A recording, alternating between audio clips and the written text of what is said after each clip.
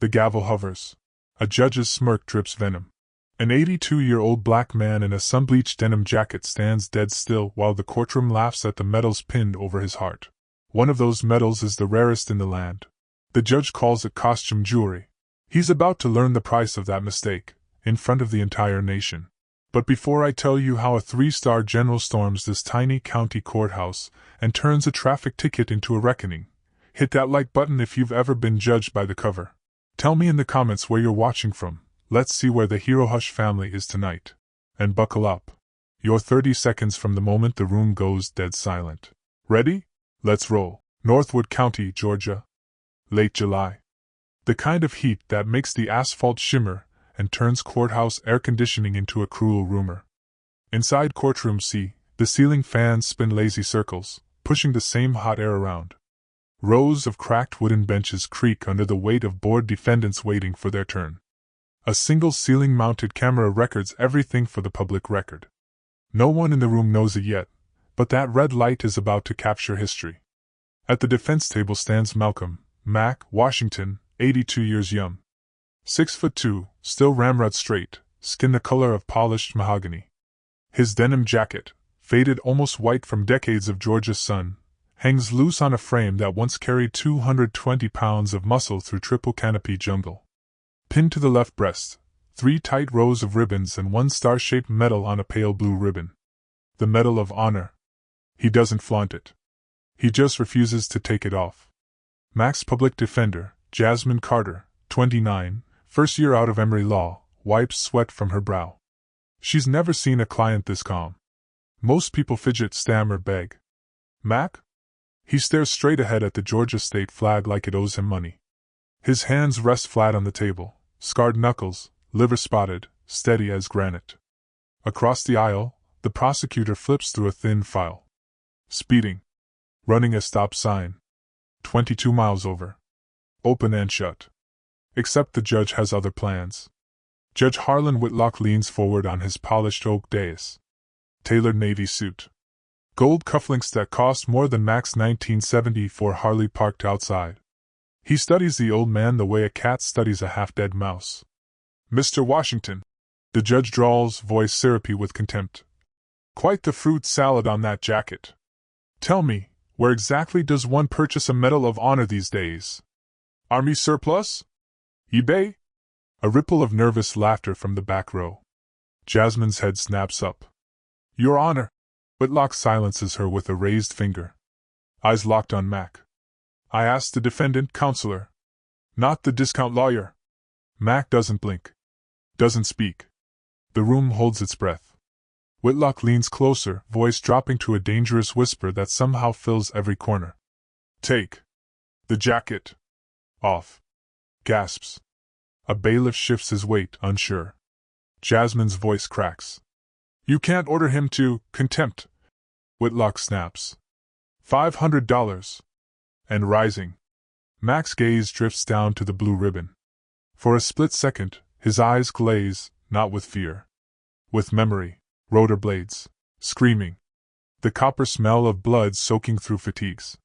He blinks. Back in the courtroom. Still silent. Jasmine sees the shift. Sees the tremor in the bailiff's hand. Sees the judge's smirk widen. She leans in, voice barely audible. Mac, is any of this real? He finally speaks. Voice low, gravel over velvet. Every ribbon earned. Every scar paid for. Whitlock slams the gavel. Crack. Then let's add psychiatric evaluation to the charges. Clearly the defendant is delusional. The gallery erupts in murmurs. Jasmine's heart hammers. She glances at a tiny pin on Mac's collar, a black castle tower with wings. She doesn't know what it means. But her gut screams, research it. Now. She raises a trembling hand. Your Honor, 5-minute recess? Whitlock waves her off like a gnat. Make it quick. Your client's not going anywhere. Jasmine bolts. Heels clacking down the hallway. Phone already out. Fingers flying across the screen. Search. Black Castle Tower Wings Army Pin. Results flood in. 1st Special Forces Group. Green Berets. MACVSOG. Vietnam. Classified missions. Legends. Her breath catches. She dials the only number listed, Joint Base Lewis McCord Public Affairs. A board sergeant answers. She blurts the name. Malcolm Washington. Medal of Honor. Courtroom C, Northwood County.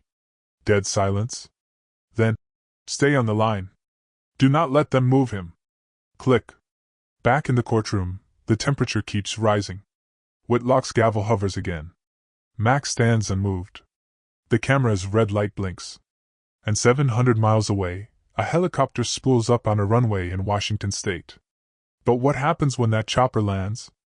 And who's on board?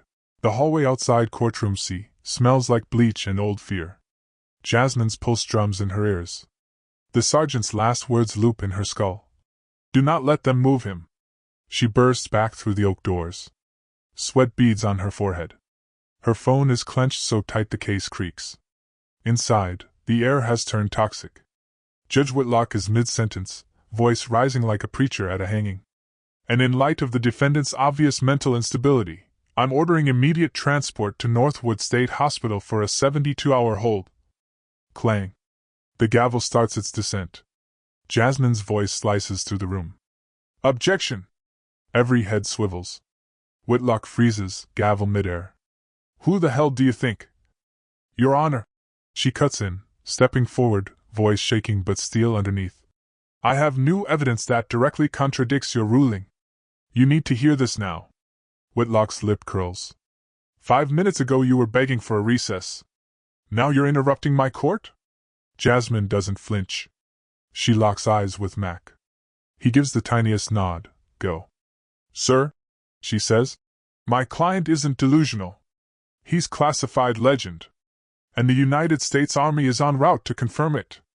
A laugh bursts from the back row. Then another. Whitlock joins in, a barking, ugly sound. Army? In Northwood County? Counselor, I suggest you sit down before I hold you in contempt. But Jasmine's already moving. She slaps a printout on the defense table, a grainy black and white photo pulled from an archived 1968 Stars and Stripes. A younger Mac, face smeared with mud and blood, hoisting a wounded soldier onto his shoulders under tracer fire. The caption. Staff Sergeant Malcolm Washington, 5th SFG, saves 3 in Hugh ambush. The laughter dies. Whitlock squints at the paper. His smirk falters. Photoshop, he mutters. Anyone can. Boom. The courthouse doors explode inward. 2 soldiers in dress blues march in, boots polished to mirrors. White gloves. Eyes forward. They snap to the sides of the aisle like statues. The room goes graveyard quiet. Then he enters. General Marcus Iron Thorne. 3 silver stars blazing on each shoulder. 6'5". Face carved from granite. Metals clinking like wind chimes made of steel. He doesn't glance at Whitlock. Doesn't acknowledge the gallery. His boots click click click down the aisle, each step a countdown. He stops 2 feet from Mac. The air between them crackles. Thorne's eyes, storm gray, lock onto Mac's. A lifetime passes in 3 heartbeats. Then the general does the unthinkable. He snaps to attention. Salute so sharp it could slice steel. Sergeant Major Washington. Permission to stand at ease, sir? Mac's shoulders square. The old warrior resurfaces. He returns the salute, slow, stiff, but perfect. Granted, he rumbles. Whitlock finally finds his voice. Sputtering. This is my courtroom. Thorne turns. The temperature drops 10 degrees. No. This is his country. And you just tried to lock up its conscience. He pulls a folded document from his breast pocket. Unfurls it like a battle flag. Let me read you the resume, you mock judge. His voice booms, no mic needed. Malcolm Jerome Washington. Enlisted 1959. 5th Special Forces Group. MACVSOG. 3 combat tours. Bronze Star with 3 V devices. Silver Star, twice. Distinguished Service Cross. Purple Heart 4. And this? He points to the blue-ribbon star on Mac's chest. Medal of Honor. February 4th, 1968. Hugh City. Enemy machine gun nest. 200 meters of open ground. 3 wounded men carried out on his back. Then he went back in. A woman in the gallery sobs. A veteran in the back row stands, slow, trembling, salutes. Another follows. Then the entire room. Whitlock's face strains to ash. His gavel slips from his fingers. Clatter. Thorne isn't done. He steps closer to the bench. Voice low. Deadly. I spoke to the governor. The Judicial Conduct Commission. The Secretary of the Army. By sundown, your robe will be in a box. Mac places a weathered hand on Thorne's arm. Marcus. Soft. Enough. He turns to Whitlock. Not with hate. With pity. Son, these ain't trophies. They're receipts. For nights I still wake up screaming. For brothers I couldn't carry far enough. His voice cracks. Just once? You wanted the jacket off? Fine. He shrugs it off. Lets it fall to the floor. The metals clink against the tile.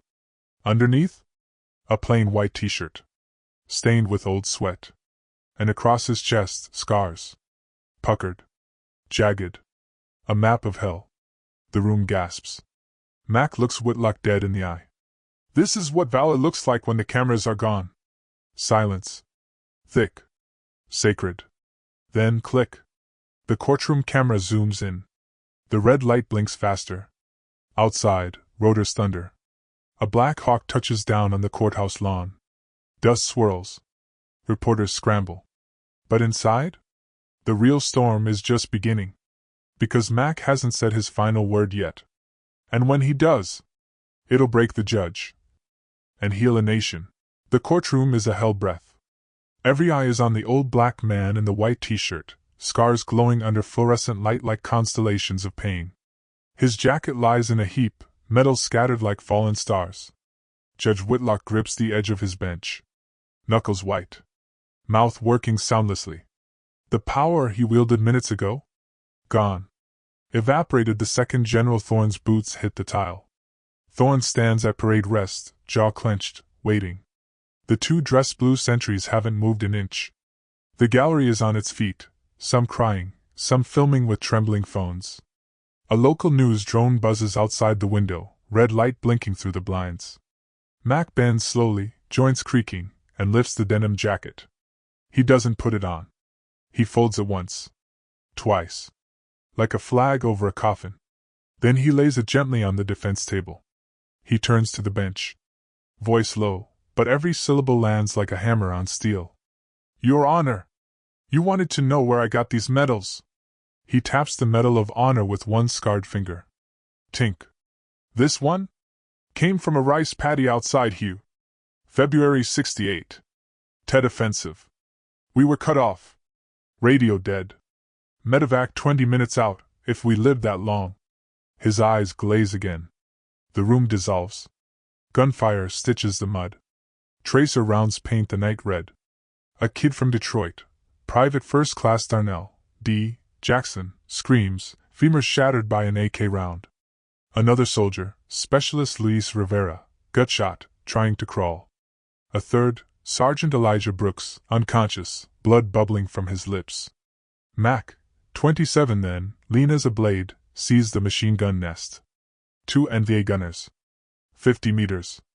Open ground. He doesn't think. He moves. First burst chews the earth beside his boot. He dives, rolls, comes up firing. M16 on rock and roll. One gunner drops. The second swings the barrel.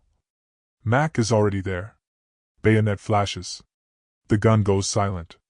He slings D over his shoulder. Kid weighs nothing, all bones and fear. Runs. Bullets snap past his ears like angry hornets. He dumps D behind a bomb crater, goes back for Luis. Then Elijah. 200 meters. 3 trips. Each one slower. Blood soaking his fatigues, some his, most not. When the chopper finally thuds in, rotors whipping mud into a cyclone, Mac shoves the last man aboard. The crew chief grabs his arm. You coming, Sarge? Mac looks back. Sees movement in the tree-line. More enemy. He shakes his head. Pushes the bird skyward. Turns and walks back into the fire. The memory fades. Mac is back in Courtroom C. His voice cracks the silence. That medal? It's Dee's leg. Louis's gut. Elijah's last breath. He steps closer to the bench. Every step deliberate. You called it tin. Said I bought it at a surplus store. He reaches into his pocket. Pulls out a worn leather wallet. Opens it. Takes out a faded Polaroid. Holds it up for the entire room. For young black and brown faces in jungle fatigues. Grinning. Alive. D. Luis. Elijah. Mac. Scrawled on the bottom in faded ink. Brothers till the end, Hugh, 1968. Mac's voice drops to a whisper that somehow fills the room. D lost a leg in Germany. Luis never woke up. Elijah, flatlined on the table. He turns the photo to Whitlock. This is what I carry every day. Not the medal. Them. A sob escapes Jasmine. She's not the only one. Whitlock's eyes dart to the photo. To the scars. To the general standing like a statue of judgment. Mac isn't finished. He walks to the bailiff. The big man, former Marine, stands frozen, eyes wet. Mac places the Polaroid in his hand. Son, you ever lose someone? The bailiff nods. Once. My brother. Fallujah. Mac pats his shoulder. Then you know. Respect ain't about ribbons. It's about remembering. He turns back to Whitlock. You wanted to lock me up for being crazy? Fine. But you'll have to drag their ghosts with me. The judge opens his mouth. Closes it. His hands shake. General Thorne steps forward. Voice like a cannon. Judge Harlan Whitlock. By order of the United States Army and the Governor of Georgia, all charges against Sergeant Major Washington are dismissed with prejudice. The record will reflect a formal apology from this court. And you, sir? He leans in, close enough for Whitlock to smell the starch in his uniform. Will be relieved of duty by close of business. Your conduct hearing is scheduled for tomorrow. Bring a lawyer. The gavel lies forgotten. Whitlock slumps. A broken man in a $3,000 suit. But Mac? He walks to the prosecutor's table. Picks up the traffic ticket. Tears it in half. Lets the pieces flutter to the floor like confetti. Then he faces the gallery. Voice steady. I rode here on a '74 Harley. Still runs. Still free. That's all the shield I need. He looks at Jasmine. Nods. She's crying, but smiling. He looks at Thorne. The general's eyes glisten. Mac picks up his jacket. Slips it on. The medals clink back into place. He walks to the doors. The two sentries snap a final salute. He returns it. As he steps into the hallway, flashbulbs explode. Reporters shout questions. He ignores them. Outside, the Black Hawk idles on the lawn. But Mac heads for his Harley. Kicks it to life. The rumble drowns out the chaos. He rides away. No escort. No cameras. Just an old black man, a denim jacket, and 4 ghosts riding shotgun. But the story isn't over. Because 1 month later? The judge shows up at a diner. With an apology that'll break your heart. 1 month later. Peachtree Diner, Northwood, Georgia. 6:17 a.m. The coffee's strong, the biscuits are hot, and the jukebox still plays Otis Redding on vinyl. Max sits in his usual corner booth. Same denim jacket, clean now, medals polished by a granddaughter who won't take no for an answer. A half-eaten plate of grits and a mug that says, World's okayest grandpa. He's reading the sports page, chuckling at the Falcons' latest loss. The bell over the door jingles. A man steps in. No robe. No gavel. Just khakis, a wrinkled polo, and eyes that haven't slept in weeks. Harlan Whitlock. Former judge. Current ghost. He spots Mac. Freezes. Hands trembling at his sides. Mac lowers the paper. Doesn't stand. Just nods at the empty seat. Coffee's fresh. Whitlock crosses the checkered floor like he's walking death row. Slides into the booth. Voice barely above the clink of silverware. Mr. Washington. I rehearsed this 1,000 times. None of it's enough. He pulls a folded sheet from his pocket. Places it on the table. It's the official apology letter from the state of Georgia, Signed by the governor, sealed, notarized. Next to it, a smaller envelope. Handwritten. Whitlock pushes both forward. I wrote this one myself. No lawyers. No spin. Mac doesn't touch them. Just looks at the man. Really looks. Whitlock's voice cracks. I was cruel. I was small. I saw an old black man in a jacket and decided he was less. I was wrong. I'm sorry. A tear slips. He doesn't wipe it. Mac finally speaks. You know what hurt worst? Whitlock braces. Not the words. Not the contempt charge. It was you making my brothers into a punchline. D. Luis. Elijah. They died so you could sit up there in air conditioning and play God. Whitlock flinches like he's been slapped. Good. Mac leans in. But hate's a heavy load. I carried enough in the jungle. Ain't room for more. He opens the handwritten envelope. Reads in silence. Mr. Washington, I can't undo what I did. But I can spend the rest of my life trying to make it right. I've enrolled in the VA's Veteran Sensitivity Training.